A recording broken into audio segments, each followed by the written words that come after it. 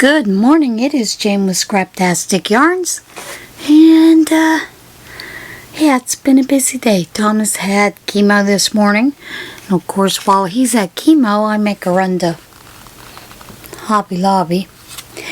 And I know everybody's been saying that they're having their second round of markdowns. Of course ours, nothing yet, so. But I did stop and I got some of the Yarnology bent needles. I like the little chibbies, and I don't know if those are the same thing, so you know, checked it out. And then I also needed a smaller rotary cutter. These are really good for going around the curves. Had to stop and think about it. Curves. And then while I was there, they had Christmas fabric. So, picked up a couple of the red trucks in the Christmas fabric. And then I also picked up some Santa Claus. Why? Because I think we're going to be back in mask. And I had a lot of requests for Santa Claus. Didn't have any Santa Claus. That's the only one I found. Did have one small piece of fabric that had Santa Claus, so I made a couple of masks for that for my husband and myself and a couple of friends. That was about it. And then I stopped and picked up some Christmas print in the Crafter's Secret. The last time I touched this was not as soft as it is. I'm impressed, Hobby Lobby. Very impressed. And of course this one has a little bit less than the plain colors. It has 605 yards. It's 12 ounces. I think the other ones are 14 ounces. But you know, hey, you're gonna get what you get, right? Now, after that, my husband needed me to pick up a medication, and something I could get over the counter.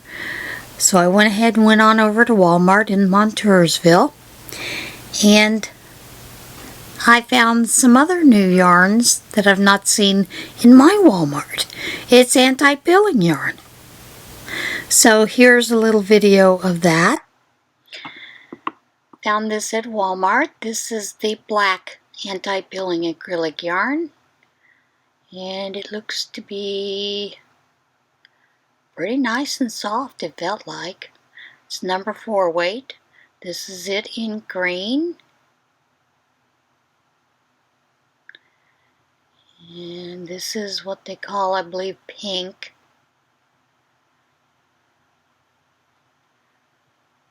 And then white.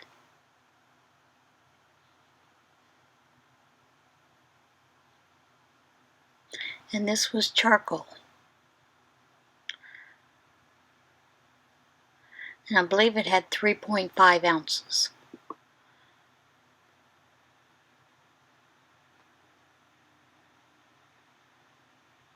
Very nice, very soft. $2.46. And the rest of it was their normal cotton that they wear. And then Nan's Next Knots. The last number was number 5, which was liquid teal. So I did get that worked up. And there is my liquid teal. Delft blue was the week before, and I don't think I showed it since then. And then of course the liquid teal. I really like the way this blanket is going to come out. I think it's going to be beautiful regardless of what colors are in it. So yeah, I'm pretty impressed with it. Now, you know, I was doing the blanket in the jagged stitch, and Melodora of Melodora Creations had put a little message on there about it going slanting, and mine at first was not slanting, so I wasn't sure if it was, you know, working it tighter as you go, what exactly it was. But sure enough, the further I got up, the more it started to slant. So I stopped that one and just started another red, white, and blue one in the sedge stitch, which I really like this stitch anyway. So that's what I've been doing with this, is just working that up. And I think I have an idea to stop the slant, but what I'm going to do is I'm going to use scrap balls, and I'm going to make a scarf of many colors with my idea to see if that works out. And here's hoping it does. Now, I also have a small shop update, so I'm going to give you that before we do the wad intonation, because it is a short one today.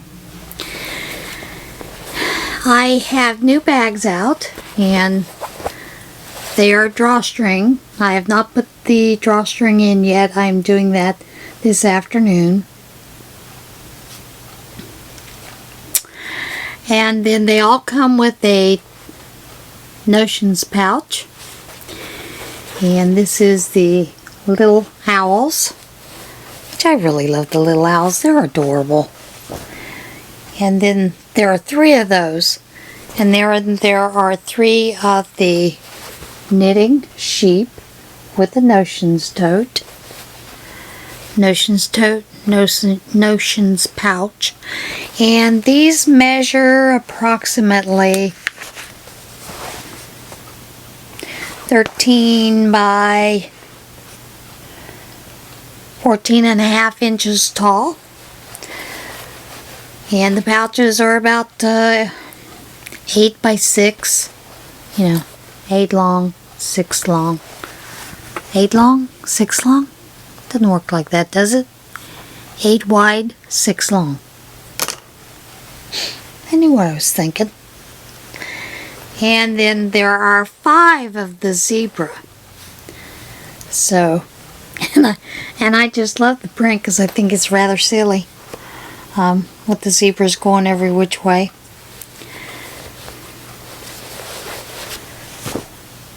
And then there are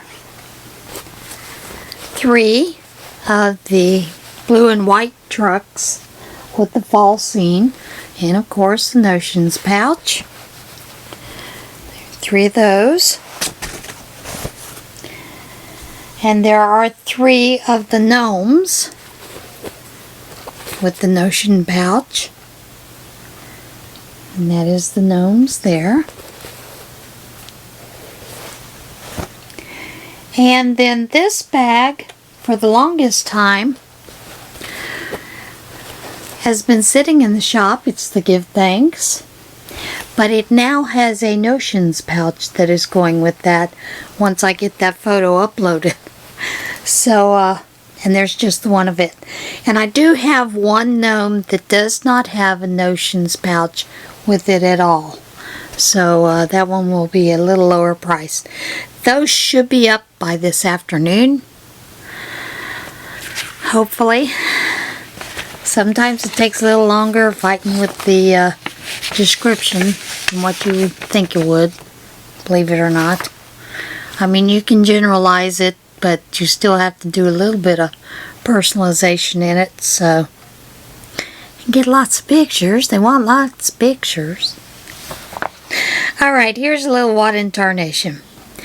Man finds $130,000 taped to the bottom of a used fridge. Police in South Korea said they're investigating after a man bought a used kimchi fridge online and found $130,000 cash taped to the bottom. Police in Jeju Island said the man filed a police report August the 6th, saying he was cleaning the recently delivered fridge when he found the cash stash taped to the bottom of the appliance. Kudos to this guy for being honest. Investigators said they are working to identify the online seller of the fridge and are talking to people involved in its transport and delivery. South Korea's Lost and Found Act states the cash will become the property of the man who bought bought the fridge if the rightful owner cannot be tracked down. The money will become the property of the state if it is found to have been involved in a crime, as it should. So, I guess back in 2016 in the Korea Times, there was a documented trend of people keeping their money stored in the kimchi fridge because they had a very low bank interest rate. So, and according to this report, an average kimchi fridge can hold up to $895,200 cash. Of course, that is South Korean currency. Now, there is a link to a video down below. If you speak Korean, you'll understand it completely. If you do not, just watch it for the pictures. That's all I can say. I love it when we have a story and you get an ending to the story.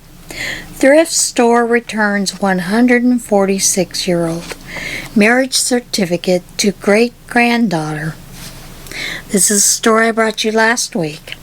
A North Carolina thrift store, which a 146-year-old marriage certificate was found hidden inside a picture frame, said the couple's great-granddaughter now has been located. Pam Phelps, an employee at the Hope Chest thrift store in Bolivia, said she was cleaning the antique picture of a painting depicting a small girl and a dog when she found something hidden in the back of the frame. So they searched for any family living member of William and a woman named Katie with a New Jersey marriage certificate. Irene Cornish said people who saw a WA-TV news broadcast about the discovery messaged her on Ancestry.com. Suspecting the couple could be her great-grandparents, William and Catherine DeWorth. I haven't been on Ancestry in quite a few months, Cornish told WA-TV. I actually went on a research on a family member on the other side, and I happened to notice I had these messages. Cornish says she doesn't know exactly how the marriage certificate ended up at a North Carolina thrift store, but she does know many family items were donated to second-hand stores. Sadly, the old homestead, the person that inherited that in the family, basically sold everything that was in it to a local thrift shop, Cornish said, and ultimately lost the home. That's sad too. Cornish said she plans to frame the wedding certificate and have it displayed, possibly in a museum. My mother passed away 5 years ago, Cornish said, and I don't have any immediate family in the area where I live. I feel a little isolated at times, so it just felt comforting that, oh, these people are reaching out somehow. I am connected. And the tears start. Slice of cake from Princess Diana, Prince Charles's wedding sells for over $2,500. A slice of cake from Princess Diana and Prince Charles's 1981 wedding has been auctioned for $2,565. That's it. It's Princess Diana, people.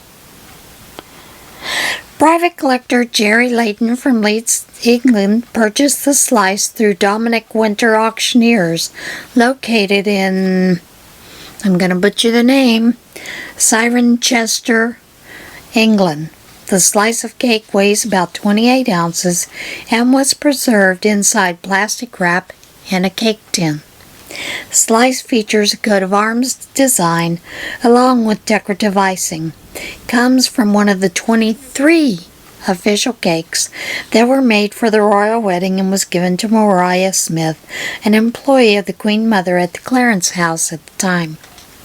The item was sold to Dominic Winter Auctioneers on behalf of Smith's family in 2008. The late Princess Diana and Prince Charles were married at St. Paul's Cathedral in London on July the 29th, 1981. This guy is really lucky to be alive. Florida man's truck totaled by lightning strike caught on dash cam. A Florida man's dashboard camera was rolling when a bolt of lightning struck his brand new 2020 Ford Ranger and put the vehicle in intensive care. Jack Foraker said he was approaching Big Carlos Pass in Lee County when he was on his way home to Estero when he drove into the storm.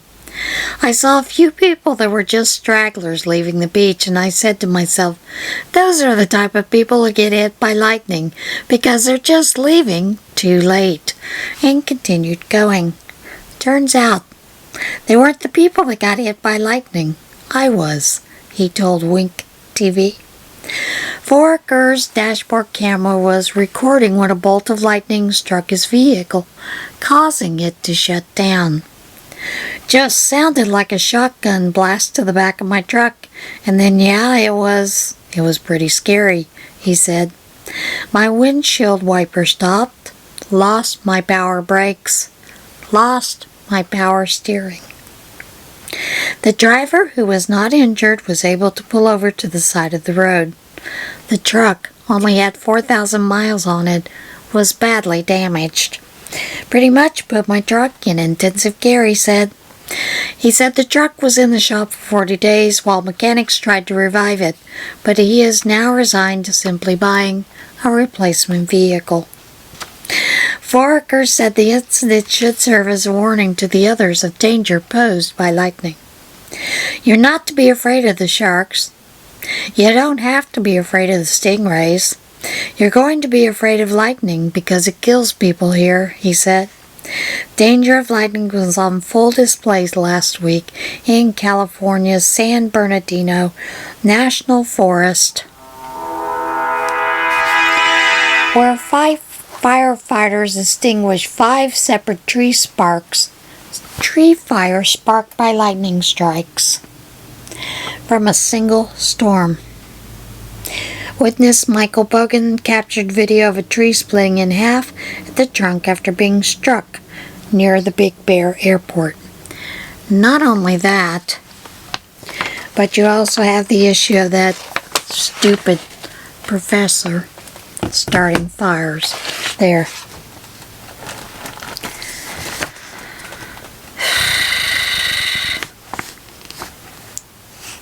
What can I say? Some people are idiots. Animal rescuers searching for hissing cobra find electric toothbrush. Animal rescuers called to a Singapore home in which a woman thought she heard a cobra hissing wound up rescuing the resident from a malfunctioning electric toothbrush. Animal welfare group Acres said a team was dispatched to the Jurong West area on a report from a resident who thought she heard what could be a dangerous snake hissing in her bedroom. The resident sent the team a recording of the noise she heard, and the rescuers determined it sounded like a black spitting cobra, a venomous species.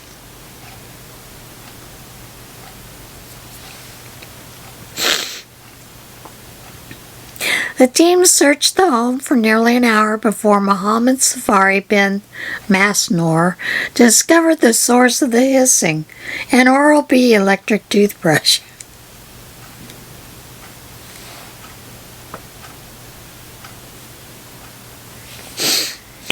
I don't know why I find this so funny. He turned the toothbrush on and off again, bringing an end to the hissing. The resident said she discovered the toothbrush was malfunctioning because it had gotten water into the battery compartment. Problems started because water got into my electric toothbrush and affected the mechanism I should really buy a new one. I don't want to go through this again. Okay. My son lives in Texas. He posted a meme this past week. Safe from the king cobra. Apparently, there's a king cobra loose somewhere in Texas. Maybe that's why I find this one funny. Okay, calm down. 115-year-old time capsule found during a church demolition in Seattle. A crew assisting with demolishing a 150-year-old Seattle church to make way for an affordable housing discovered a previously unknown time capsule hidden behind the cornerstone. Earthwise architectural salvage, which was removing the stained glass windows and some of the other valuable items from the German Evangelical Church before it was brought down in the Queen Anne neighborhood, said workers were surprised to find the metal box behind the cornerstone. The building was constructed in 1906 and served as a church until the 1960s. In the 1970s, the building was renovated and used as a counseling center. Aaron Blanchard, the director of operations at Earthwise, said it is rare to be surprised by a time capsule discovery, as such things are normally well documented with instructions to be opened in 100 years. This church situation is unique because usually time capsules are tracked and archived, but this building changed hands several times and it wasn't on anyone's radar. The metal box contained items including German language literature, publications like the Evangelical Messenger, newspapers from Ohio with articles about the Evangelical Association, a bishop's handwritten letter detailing the founding of the church, and a booklet of the group's financial information. We reached out to several historical societies so these items can be placed on display for generations to come. So there you have it. What in tarnation. I'm just glad they resolved the marriage certificate. Alright guys, that is it for today's podcast, or vlog, or whatever you want to call it today.